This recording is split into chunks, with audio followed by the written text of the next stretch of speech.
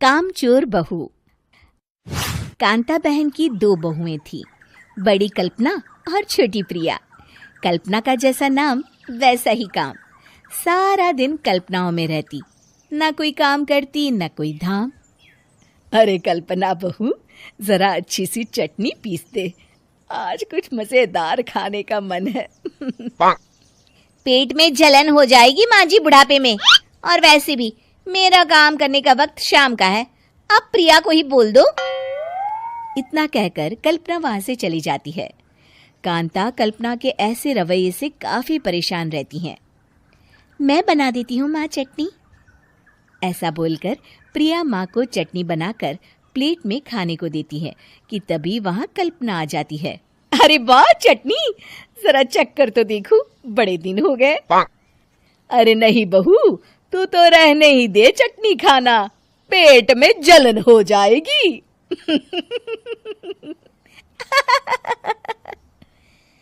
इतना कहकर कांता और प्रिया दोनों हंसने लगते हैं। कल्पना सारा दिन या तो मोबाइल में यूट्यूब देखती या फिर सोती रहती। उसका कमरा भी बिखरा और गंदा रहता। एक दिन कल्पना का पति अशोक उससे कहता है, अरे कल्पना, जानवर भी उस जगह को साफ कर लेता है जहां वो बैठता है, तुम तो इंसान हो, कैसे इतने गंदे कमरे में रह लेती हो? देखो सारा सामान यहाँ वहां बिखरा पड़ा है। ज्यादा अपनी माँ का बोल ना बोलो। हाँ, कमरा तुम्हारा भी तो है, गंदा लग रहा है तो साफ कर लो। पता नहीं तुम्हारे साथ मैं कैसे जिंदगी बिताऊंगा।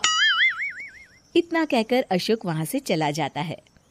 कल्पना बस खाना खाने कमरे से बाहर आती और फिर से कमरे में चली जाती। इससे कांता बहन काफी परेशान रहती। एक दिन प्रिया कांता से कहती है, माँ, मैं सारा दिन काम करके थक जाती हूँ, आप कल्पना दीदी से कहिए ना कि सुबह और शाम का काम बांट ले।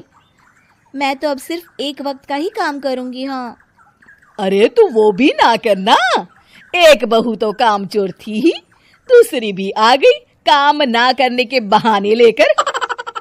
तभी वहां प्रिया का पति रमेश आ जाता है। माँ, मैं देख रहा हूँ भाभी कोई काम नहीं करती, प्रिया सारा दिन घर और रसोई का काम करती है, अब कुछ करो ना माँ। कांता मन में कुछ सोचती है और कल्पना के पास जाती है। कल्पना फोन पर मेकअप करना देख रही होती है। कल्पना, तुम सारा दिन बस मोबाइल देखती हो, घर का कोई काम भी कर लिया करो। प्रिया सारा दिन काम करके थक जाती है।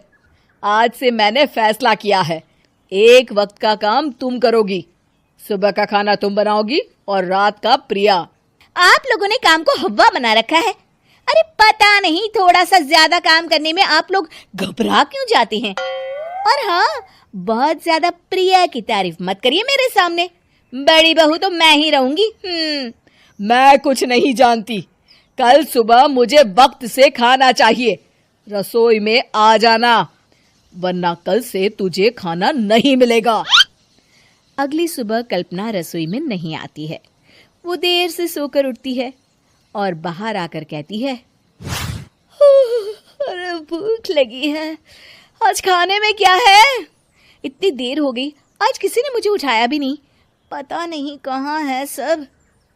कल्पना को घर में कोई नहीं दिखता। वो रसोई की तरफ जाती है जहां बड़ा सा ताला लगा होता है। अरे रसोई में ताला! ओ, मैं तो भूल ही गई थी। माँ ने आज से सुबह का खाना मुझे बनाने को कहा था। हे भगवान, इतने लोगों का खाना बनाना क्या आसान है? तभी घर के सारे सदस्य बाहर से वापस आते हैं। वाह माँ जी, मजा आ गया छोले भटूरे खाकर। मेरे मुंह में तो अभी भी स्वाद आ रहा है। अरे कल्पना, तेरे भरोसे रहते तो हम तो भूखे ही रह जाते।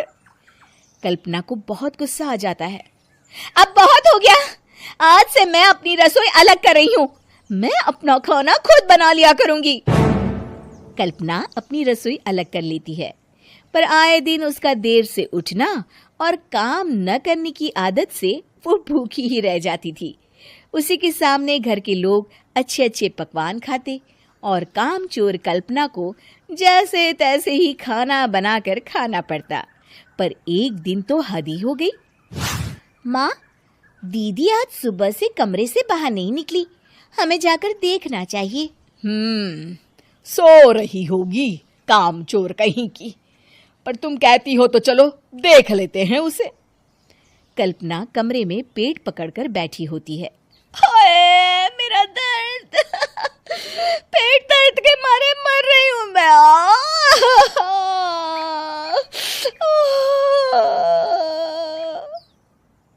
अरे दीदी, क्या हुआ? पेट में दर्द क्यों हो रहा है? डॉक्टर को दिखाया आपने? माँ, कल्पना खड़ी होती है और माँ जी के पास आती है।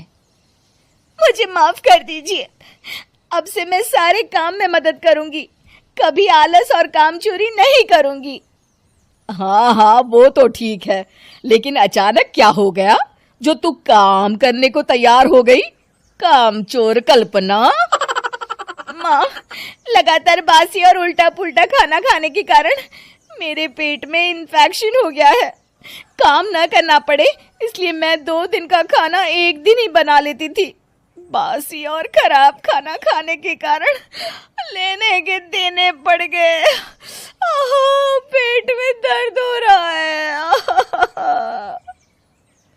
चलो अच्छा हुआ, देर आए दुरुस्त आए।